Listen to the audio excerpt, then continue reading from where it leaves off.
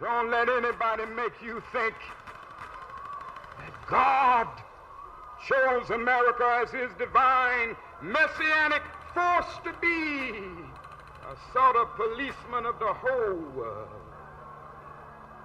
God has a way of standing before the nations with judgment, and it seems that I can hear God saying to America, you're too arrogant. And if you don't change your ways, I will rise up and break the backbone of your power.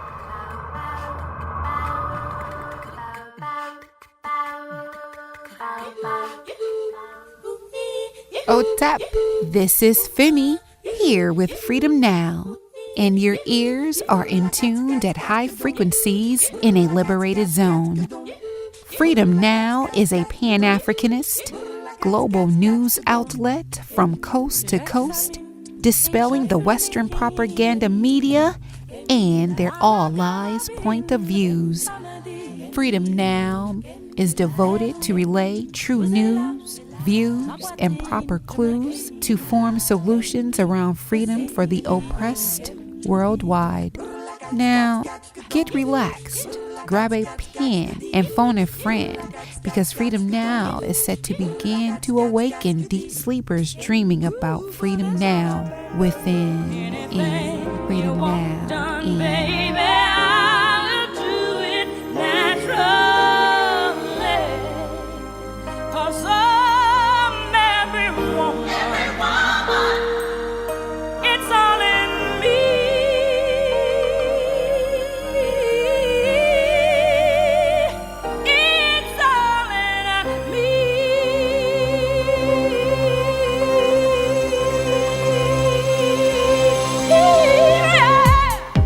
Habarigani.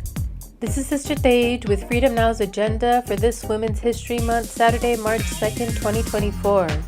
As always, we stand committed in our struggles for liberation internationally with our sisters and brothers in Sudan, the Congo, in Palestine, in West Papua, the Dalit community in India, those in Flint, Michigan with poisoned waters, those shackled in the prison industrial complex, juvenile detention centers, immigration detention centers, and in solidarity with all land-back movements for indigenous peoples in the Americas and the Pacific Islands and all over the world.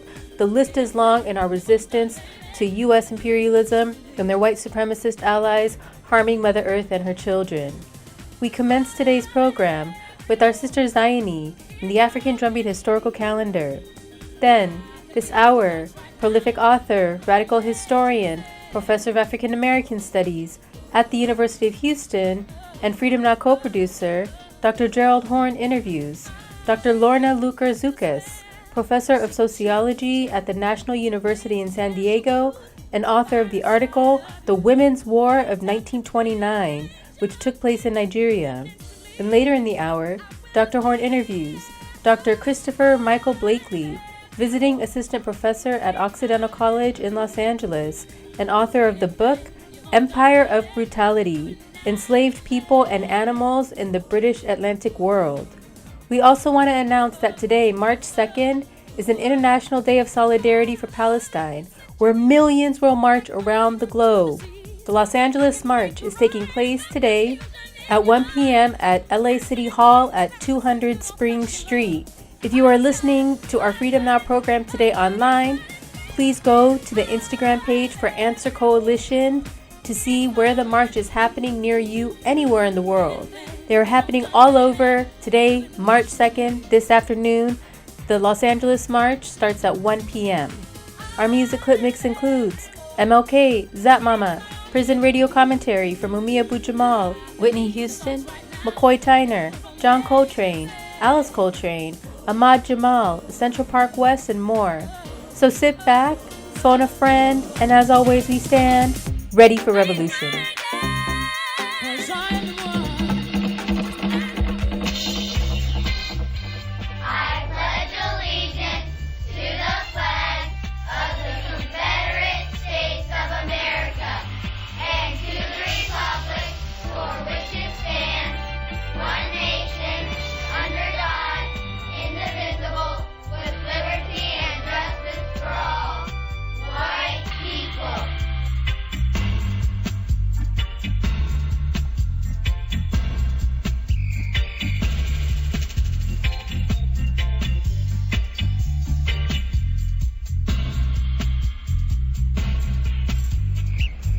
Hotep, this is Ziony with our African Drumbeat Historical Calendar here at Freedom Now, where every day we commemorate the struggle of the masses of humanity who are the true driving force, the true makers of history, and the onward march of building a world of global cooperation rather than the U.S.-led wars of imperialism.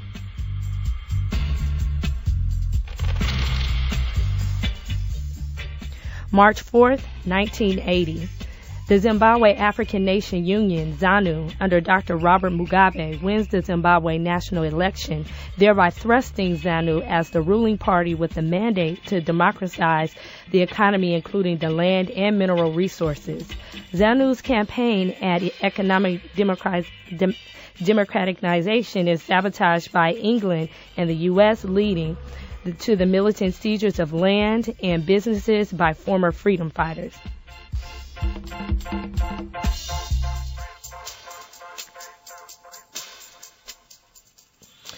March 4th, 1932. Miriam Makeba, South Africa's Empress of African Soul, was born. She was the leading musical activist against the racist South African regime. Her voice was the weapon of liberation and was blamed by the South African government. She later was also whiteballed by the music industry of the U.S. due to her marriage to Kwame Ture. Stokely Carmichael, the father of contemporary Black Power and Pan-Africanism movement in the U.S.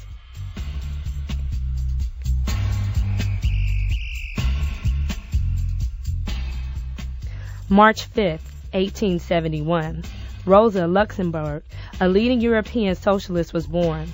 She made the theoretical contribution of linking a mass spontaneity uprising by the oppressed and organization of liberation as one political process, similar to the urban rebellions of the mid-60s, being the precursor to the rise of revolutionary black movement of the late 60s and 70s.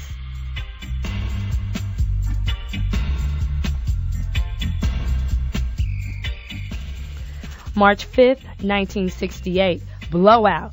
A 1968 protest by over 10,000 Chicano students led by the Brown Berets over the unequal treatment by the Los Angeles Unified School District, as well as the students' opposition to the Vietnam War.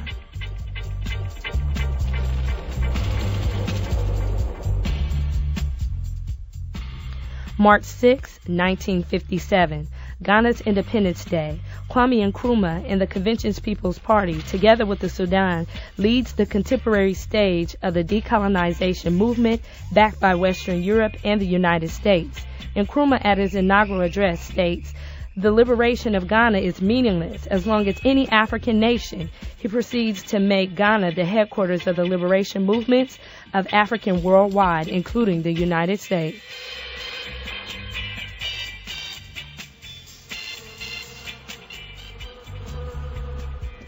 March 6, 1836. The Mexican military defeats the Texan rebel forces at the Battle of Alamo over the issue of colonization and slavery. The European Texans wanted to practice slavery, which was outlawed by Mexico.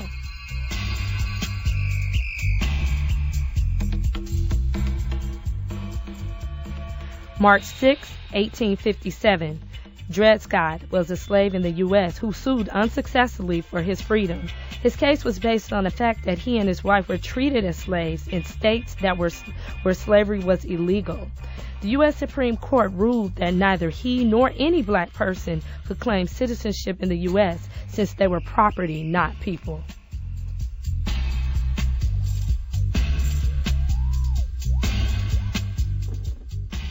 March 6, 1652.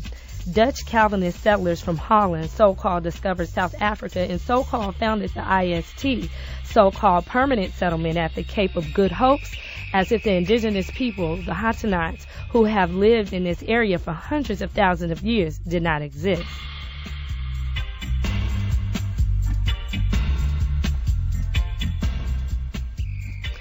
March 8th, 1820, Harriet Tubman organizes the escape of hundreds of prisoners of war, so-called slaves, through the Underground Railroad.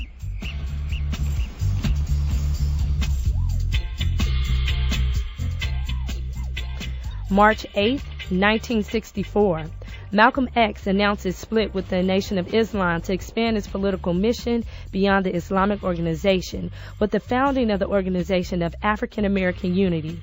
Egypt's President Gamal Abdel Nasser nominates Malcolm X to be the Secretary General of the OAU, which is Africa's United Nation.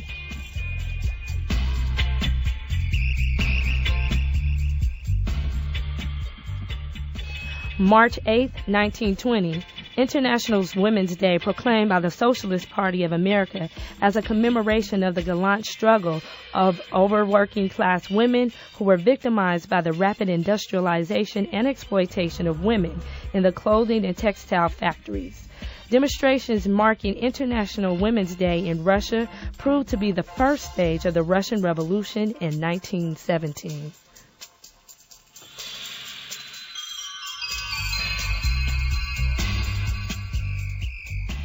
March 9, 1916, Pancho Villa, the revolutionary general of Mexico, leads 1,500 guerrillas into the U.S. colony of New Mexico to attach the colonial U.S. forces.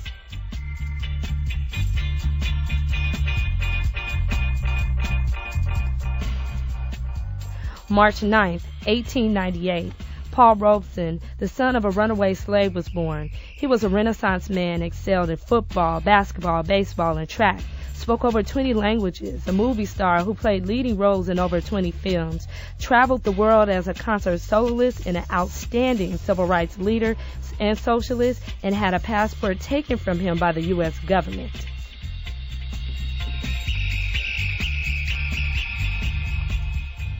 This has been the African Drumbeat Historical Calendar here at Pacifica's KPFK.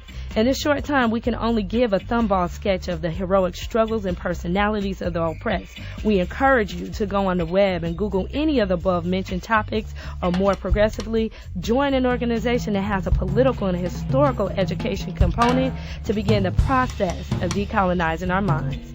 Please join us in a unity chant of a mandala, a way to respond in 3 times. That means the power belongs to the 99% of the peoples of the planet Earth, not the 1%ers of the ruling class. A mandala! Away to! A mandala! Away to! A mandala! Away to!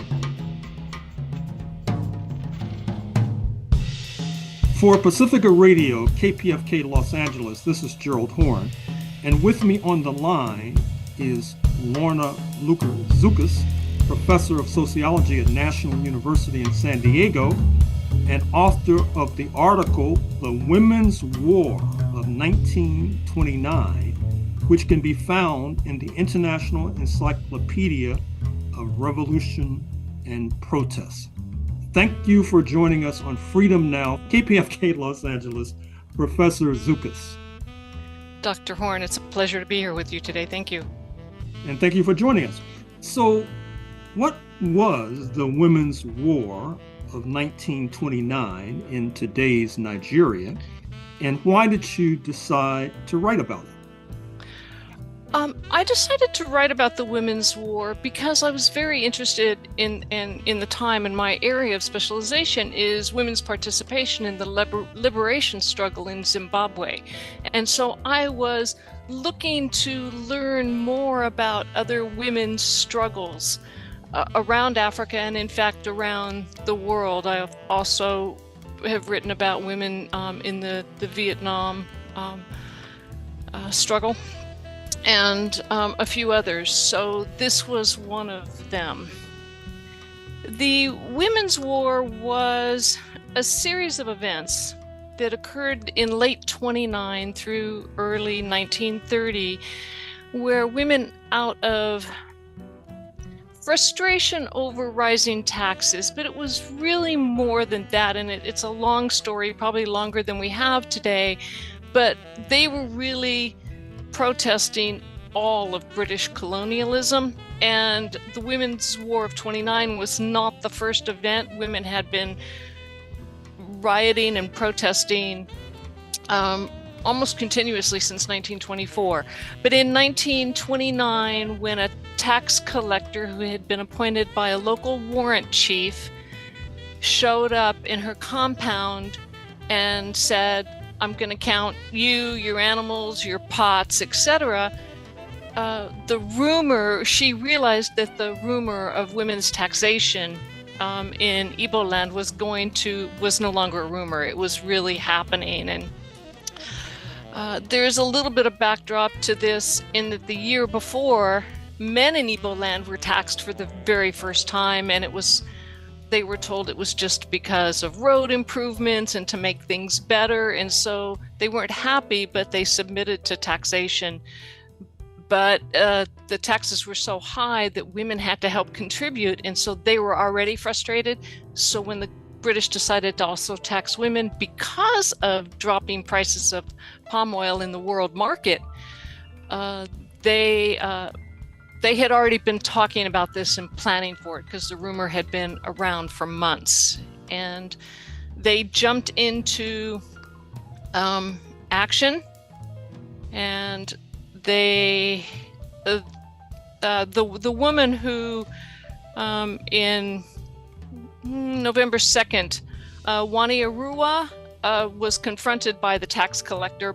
His name was Mark Emarua, and they engaged in a battle. They actually got into a physical conflict in her compound, and so she put out a call to all of the women in Okoloko, and they then marched on the local warrant chief's house to protest taxes. So I'll stop there for a minute. So how many women were actually involved in the Women's War? And you say that it took place in Igbo land. Were there women from other ethnic groups also involved, such as Yoruba, Hausa, etc.? The Yoruba, Hausa, and Fulani women, no. It was Igbo women, Ibibio women, Andoni women, Ogoni women, women from Boni and Apobo. So local women, all within about a 200-mile radius in one area of southeastern Nigeria. Really, the area of the Women's War, I forget the square miles, I'm sorry, but it's really an area about the size of Connecticut, the state of Connecticut. It's about 6,000 square miles. So it was limited to that region. And how many women are we talking about? Oh, thousands. The estimates, and it depends on, overall, I think it was about 10,000, but it was women at different parts in different times throughout the 2-month ordeal. 6 weeks, really. You suggested that an ignition point was a physical conflict between a tax collector and one of the women. Were there any of these women who were killed as a result of the Women's War? Yes. Over the course of the Women's War, there was about 58 women killed and another 50 to 54 that were injured. And there was really a series of events that occurred. The outbreak on the November 2nd, and then November 24th, when the women marched on the warrant chief's house.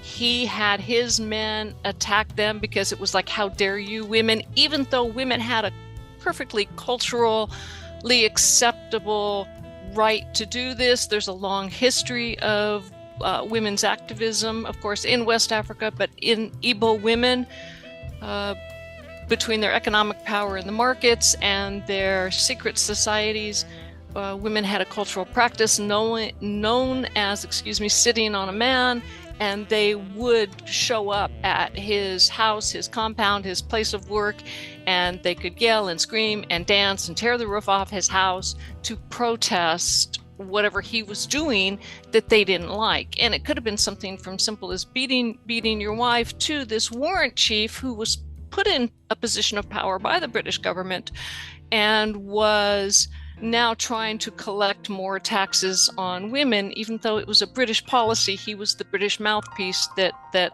enforced the policy. So they went after him first because they didn't have access to the British colonial administrators just quite yet. Anyway, he reacted very negatively.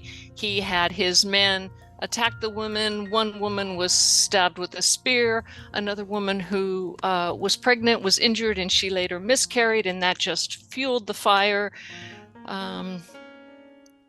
So then in early December, by the way, he in fact was, this warrant chief, his behavior was seen as so outrageous that he was brought up on charges and later found guilty by the British administration and was sentenced to 2 years in prison because he violated social norms, right? Women were there protesting legally. On December 9th, a crowd of about 1,000 women attacked a native court in Owawenta, and they took the cap off the head of the warrant chief, saying, "We no longer recognize your power." They damaged property. They destroyed some documents. Next day, December 10th, they gathered in Aba, where they again attacked the native court. They looted Barclays Bank and a number of European warehouses, the locations where the palm oil was being stored. And what women were doing here was attacking what they considered to be European institutions and or sites that were sort of responsible for their oppression. And this is sort of a longer story that's the backdrop to this whole women's war. Then December 16th, women marched in Utu-Itemi-Akepo in the Calabar province, and they attacked the native court there and warehouses and the houses of clerks that were employed by, these are Africans that were employed by the British government. And when women insisted that day on proceeding to the district officers' offices, the district officer then ordered troops who opened fire on them, and they killed 18 women that day and wounded another 19. And so this just continues to escalate. December 17th, a large crowd of women gathered at Apobo. The police again opened fire. 38 women were killed that day and almost as many wounded. December, the British made it known that they were just going to continue to escalate violence, and so after on December 20th, the British sort of said, "Okay, disturbance is all over and it's all done with," but there were still skirmishes into late 29 and into January 1st. I think in 1930, the last woman was killed. But that really didn't stop women. The Women's War was officially declared over. There was all of these inquiries into the war, and no colonial administrators, no British were punished. Some of their careers were cut a little short for making bad decisions and not understanding local traditions and power and not paying enough attention to women who now had exerted power and showed their power. But women actually protested well into 1930s, and the more they protested, the more oppressive the British were. They killed women, they burned villages, they imposed taxes on people who weren't even part of the protest, all to try to exert absolute dominance and shut down any resistance against the British. So, what was the role of forced labor, which I take it is a euphemism for neo-slavery in this conflict? It is. A key principle of colonialism is that it has to pay for itself, and this happens through the use of forced labor. So, in the first 2 decades of the 20th century, most of southeastern Nigeria people suffered under intensification of colonial activities, and armed troops routinely swept through the villages in the southeast looking for subversives and weapons, and essentially just taking their due, whatever foodstuffs and whatever goods that they could requisition from the people. this same group of armed colonial forces considered the able-bodied young men in Southeast villages to be readily available pool for what they called corvée or forced labor under the Roads and Rivers Ordinance. So the British government said they had the right to essentially conscript labor to help build infrastructure, and so these armed colonial forces often came through the villages and just swept up as many young men as they possibly could find, and they served as bearers, carrying equipment and whatnot, and road builders, rail builders, miners, and any other work the colonial administrators thought was necessary. They just took young men out of villages and really under threat of imprisonment and physical violence to their person, said, "You're doing this." So we know that the French colonizers conscripted African men to fight in Indochina, to fight all over the so-called French Empire. I take it that London, the British Empire, acted in a similar fashion. Is that accurate? I believe it was, yes. Mm-hmm. Now, what was the long-term impact, if any, of the Women's War of 1929 taking place in today's Nigeria?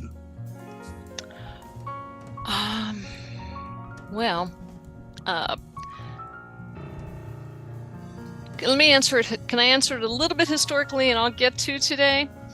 I think as a result of the Women's War, several warrant chiefs actually stepped down, and they were removed, not only because of the constant pressure, but because the British knew they needed to come up with a different system for controlling locals, if you will. And it's important to know that Igbo land was the last territory in Nigeria to really come under British control. The British controlled the north very easily first, with the help of Hausa and Fulani elites who were very much accommodationist.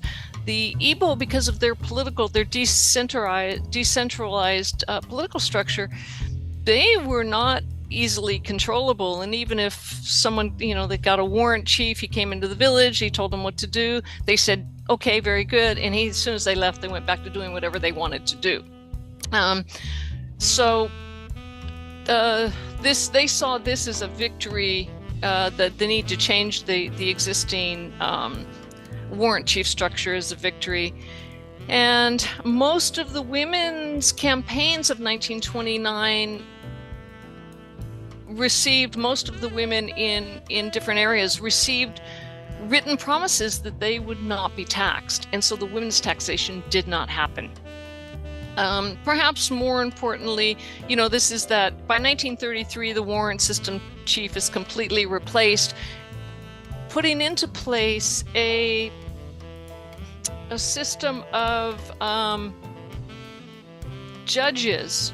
It's called massed benches, and it went back to almost a pre-colonial type of collective decision-making in the villages for what happens. And so the people got to elect the judges, they got to determine how many a village needed. They just had a lot more say in their sense of being and how their communities were run. So the Women's War enabled the Igbo people to regain some semblance of self-governance. And the Women's War, while it ended, it inspired other protests, like the tax protests of 1938, the oil mill protests of 1940, and the tax revolt of 1956.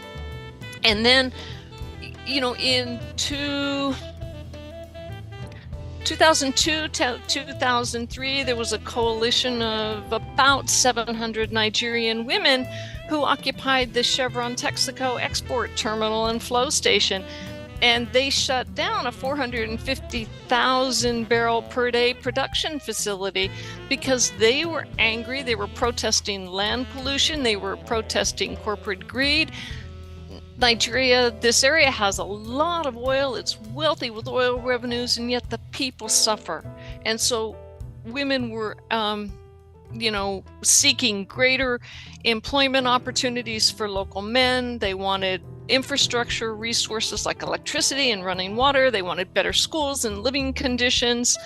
They wanted the creation of fish farming to destroy to replace the destroyed fishing industry by the companies polluting rivers and streams. And so they were really fighting for economic and environmental compensation from this oil company.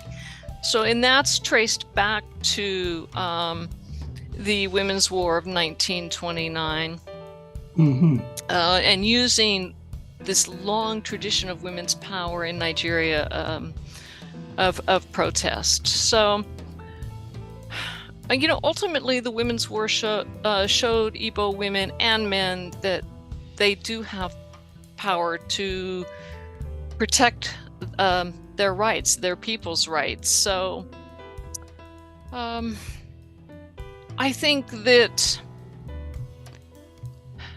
lastly, and not just for Nigerian women today, but I think even for the academic community around the world, the scholarship on the Women's War has become deep and prodigious, and it helped break open this idea that women were agents of social change and revolutionaries in communities around the globe. And so, it forced a greater looking at and for women in the archive. And so we now have so many more rich stories about women's participations in revolutions and struggles. Well, I'm afraid we're going to have to leave it there. Professor Lueker Zukas, Professor of Sociology at the National University in San Diego, author of the article Women's War of 1929, to be found in the International Encyclopedia of Revolutionary Protests. Thank you for joining us on Freedom Now, KPFK Pacifica Radio, Los Angeles. Thank you, Dr. Horne.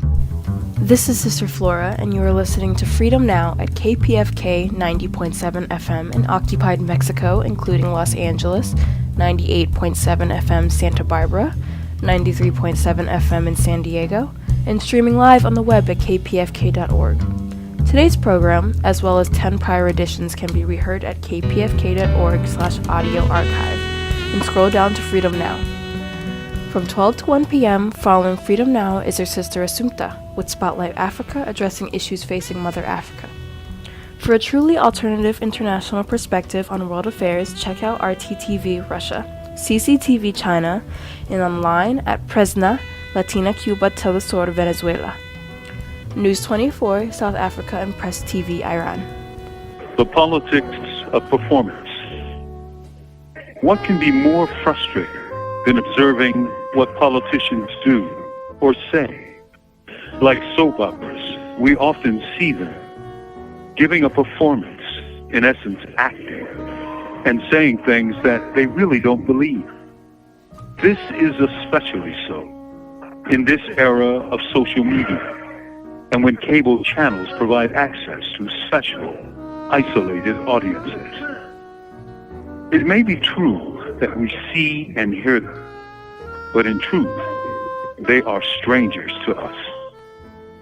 They are often motivated by money, donated by those special audiences I mentioned, but more often by fear, seen with remarkable clarity by the case of former U.S. President Donald Trump and his menacing minions. Trump may not effectively get people elected, but he can drive someone out from a primary election. For fear of him, politicians bow and scrape and beg. Like peasants before their lords, they serve their political master as if their political lives depended on his favor. They offer a false yet full-sounding praise of him while snickering behind his back. Rarely has performance been so servile. And as their affections are false, so too are their hatreds, which are but more performances played with bared teeth. Yet, as Alexis de Tocqueville noted over almost 200 years ago, when it comes to political parties, their antipathy is all too real.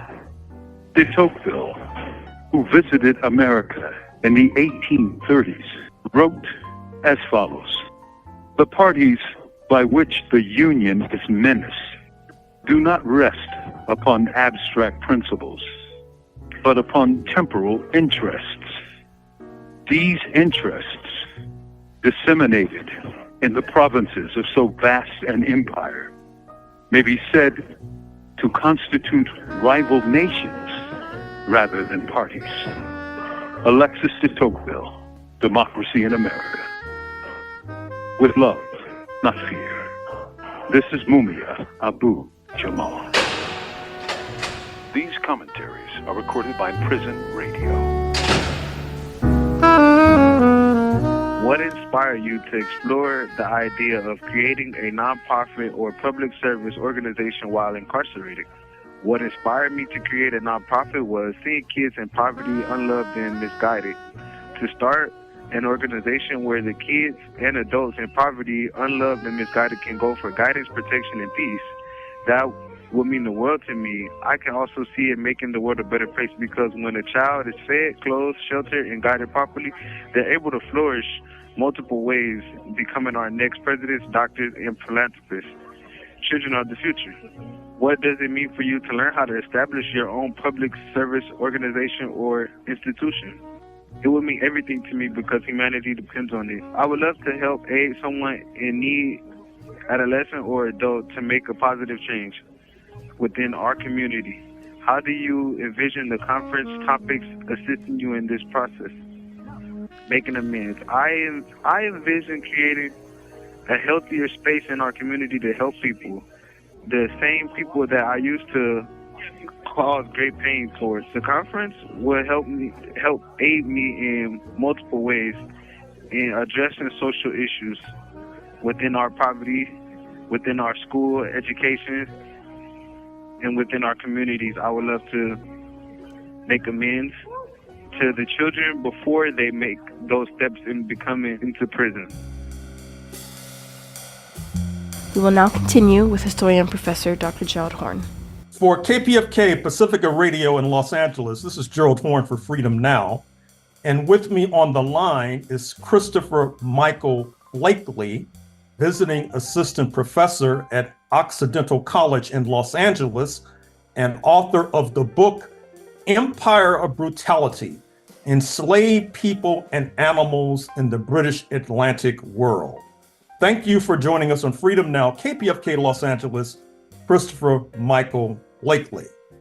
Thank you so much for having me. It's a pleasure to be here. And it's a pleasure to have you. So why did you write this book, Empire of Brutality?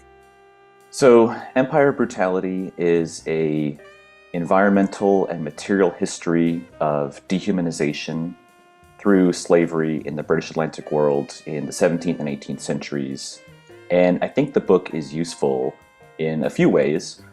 One way that it's useful is that historians and anthropologists have been thinking about dehumanization under slavery for a very long time, and have written about the ways in which slaveholders, slave traders, dehumanized people of African descent through the Middle Passage, through slave sales, through plantation slavery.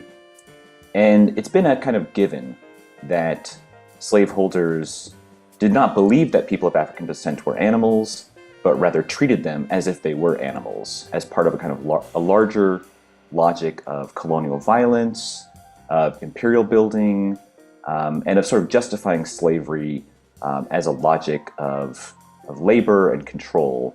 So my book is an environmental history of human-animal relationships that asks, how did dehumanization itself come to be through human-animal interactions on the ground that may not seem like they were so clearly part of dehumanization, but led to it nonetheless I argue, by the early 19th century, by the end of the trade in 1808. So I'm originally trained as a historian of science, and the book actually began when I was finding instances of enslaved people in the 18th century Caribbean collecting animal specimens for museums. And I found a reference to one enslaved collector in Barbados whose slaveholder referred to him as, quote-unquote, his dog. This person was extremely skilled at collecting mollusks, sea snails, marine life, pretty dangerous places in the kind of cliffs of northern Barbados.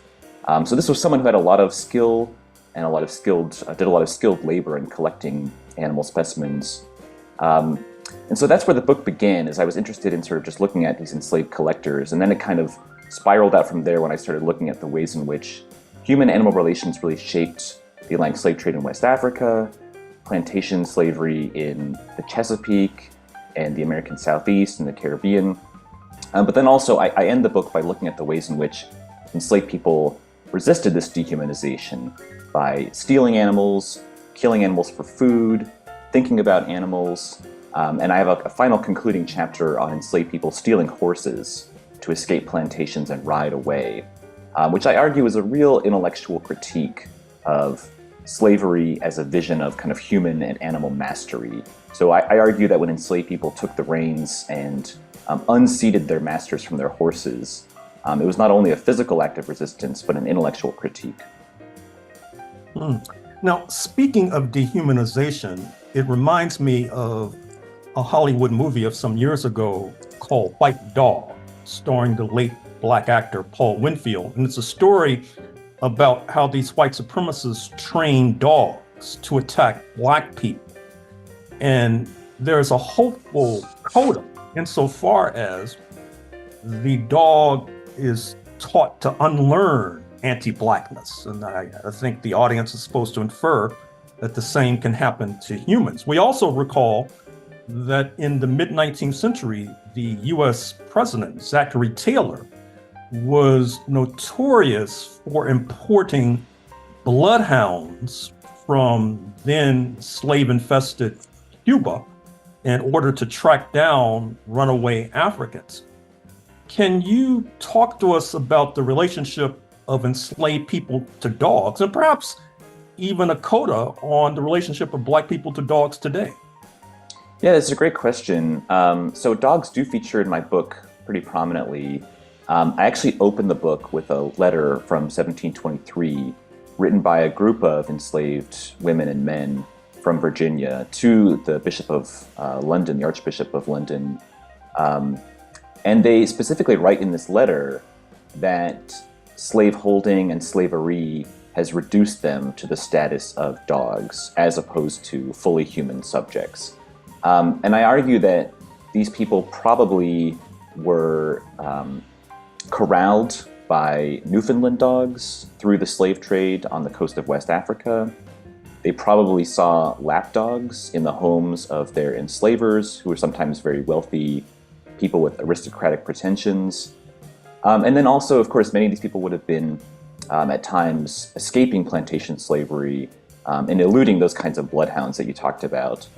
So I argue that for enslaved people in my period, which is really sort of like the late 17th century to the early 19th century, dogs are kind of understood as kind of useful counterpoint to fully human beings. And so enslaved people often kind of write about, being treated like a dog, being, abused by slaveholders through their dogs. One of the stories that I look at in the book involves a young woman in early 19th century Virginia who describes her brother, actually, who was also enslaved. Their slaveholder, for entertainment, would have people over and sick the dog on the brother. And this woman, Fanny Berry, she writes about, eventually making a plan to to kill the dog, which she does. She eventually hangs the dog, actually. So I don't find too much of what other people have found in terms of more kind of positive human-canine relations. I know that exists certainly for 19th century autobiographies and narratives. I do know your listeners might be interested. Tyler Perry of the University of Nevada, Las Vegas is writing a book about slavery and dogs that takes a kind of really wide approach to the topic. But I think from my period, people really kind of focused on attacking dogs, resisting dogs, and they didn't develop these kinds of affective bonds that I think you see later in the 19th century. Now, you mentioned Newfoundland dogs. That doesn't ring a bell. Give us a snapshot of that species. Sure. So these are like big sheepdogs, essentially. So slave traders in places like the Gold Coast, present-day Ghana, would use these dogs to intimidate people as they were being loaded first onto canoes and then taken to larger boats. And so I argue that this could be like kind of a key memory for several people when they later refer to being kind of treated as if they were dogs. That these kind of dogs used to corral people were kind of an extension of their slavers' will, and probably something that they would have remembered. I mean, the other kind of example I think of is lap dogs. Many of these people were often, enslaved by wealthy people who would have seen lap dogs and would have looked at them as kind of like their slaveholder's pet, and so they kind of also saw themselves as being treated, worse than pets in some cases. What about the relationship of enslaved people to birds? Was it a positive relationship? Somehow I recall birds helping runaway Africans to escape. Is that fiction or fact? That's a good question. So in my work, the birds show up really through specimens. So there are enslaved collectors on Nevis and Antigua who collect different shorebirds, but also birds from higher up in the volcanic mountain. And the birds are then, completely preserved and sent to London or Cambridge or Oxford as scientific specimens. The other way that birds show up is through obeah. So obeah is an intellectual religious tradition whereby people use the animal world to obtain powers or forces. And so one person that I write about was an obeah practitioner who was known for producing charms or poisons or cures by using bird feathers or bird blood or bird beaks. But the other thing I write about is a person on Barbados who was an obeah person who was known for being able to command birds to fly, following his will. So that's something that I found. In terms of other birds and escaping people through fugitivity, I know that there's a historian at the University of Iowa, Rachel Pashawerska, who's looking at owls and fugitive narratives. So your listeners might be interested in her work. Mm-hmm. Now, in your opening remarks, you mentioned the relationship of enslaved people to horses, particularly in galloping away to freedom. Anything else to add about horses? Sure, there's a lot. One thing that I think is pretty interesting that I didn't expect to find was that many enslaved people who were disabled through slavery, people who had their feet or their legs dismembered or disfigured or maimed due to punishments or just due to the nature of work under slavery. I found quite a lot of these people stealing horses to ride away. These people also would use horses to connect with family members. So sometimes people steal horses to ride away for only a few days. Sometimes it's the permanent marriage. They're escaping to try to obtain their permanent freedom. And I was really surprised by that. I had never thought, there's been recent work on disability and slavery that's quite interesting, but using horses as a kind of a tool for mitigating the effects of debility or disablement was something that I hadn't thought of, and I think really is kind of an intriguing part of the story. Now, we know that before European settlement, North America was thickly populated by wolves. And then there was a systematic destruction of wolves. Anything that you can tell us about the relationship of enslaved people and wolves? So that's a great question. I know that wolf bounties were often offered to indigenous people by the English and by settlers in 17th and 18th century. In terms of wolves, though, I don't think I've come across anything with wolves. Slaveholders themselves certainly would have been concerned about preventing wolf attacks on livestock, but the attacks on livestock that I found throughout the archive were really enslaved people kind of consciously using terrain or using the environment as a way to kill livestock that would be kind of plausibly excusable by sort of like driving animals through ditches or like on really dangerous muddy or snowy terrain. So that's one thing where I found attacks on livestock. But in terms of wolves themselves, I didn't find anything regarding specimen collecting or anything with sort of like wolf prevention. Now, what about the relationship of enslaved people to wildlife of the water, fish, whales? I mean, for example, we know that in the 19th century, there was a significant number of Black men in particular who served as whalers, sailing the seven seas in order to kill the specimen, I'm afraid to say. And then their meat was used, it was used to light homes, etc. Anything to add about the wildlife of the water? Yeah, two things that are really important that come to mind. The first is the cowrie trade. So enslaved people, especially in the Bight of Benin, were exchanged for cowrie shells, which a lot of historians of slavery know pretty well. But what I add to is sort of like enslaved people self-consciously believed that they may be thrown overboard during the Middle Passage to be fed to vampire cowries as a means to sort of like reproduce cowries for the English as money. The other thing is divers. So the history of early modern science is filled with examples of Atlantic African divers. And I found instances of enslaved people on Nevis specifically diving to collect sea urchins, sea sponges, fish, electric rays, all kinds of underwater creatures. And I also found evidence of this too in the Gambia River from the 1730s, so in continental West Africa. So those are examples where specimen collecting really relied upon diving skill. So we've got a lot of really great research now on Atlantic African ways of swimming and surfing and diving from Kevin Dawson. And I really benefited from that in finding people who dove, I guess, for animal specimens. What about house cats, for example? Any vignettes to share about enslaved people and house cats? So nothing about cats comes to mind per se. I think the issue of pets, though, is very interesting. So like I said, some of the paintings that I look at in my book involve portraits of enslaved people with lapdogs.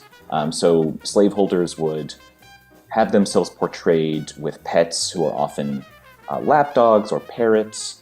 And so an enslaved person would be portrayed in the background or sort of off to the side. One painting that I spend a little bit of time on the book that I think is really fascinating is a painting by Agostino Brunius from the island of Dominica. And it's called Slaves Washing a Deer. And this deer was a pet.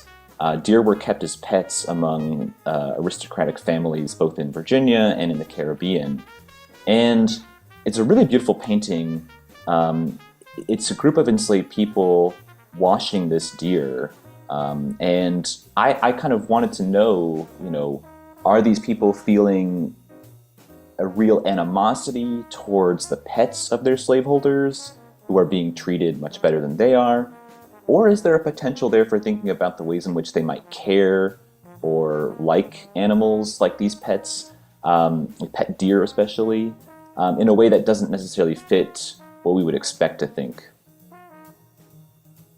And what about bears, for example? Like wolves, they have been systematically destroyed over the centuries.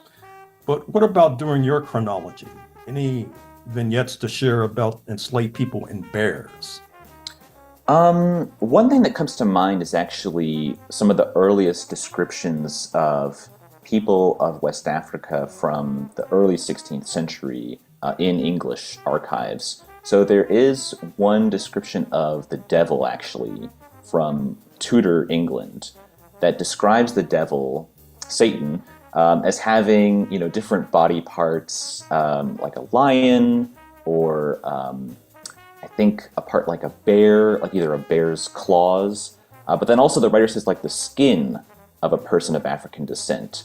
And so part of the argument that I build on there is that blackness itself, from a very early moment, is associated with animality through sort of fierce predatory animals, but also through the diabolical. And so there I'm kind of building on the work of Kim Hall, who's really the expert on Elizabethan ideas about Africa.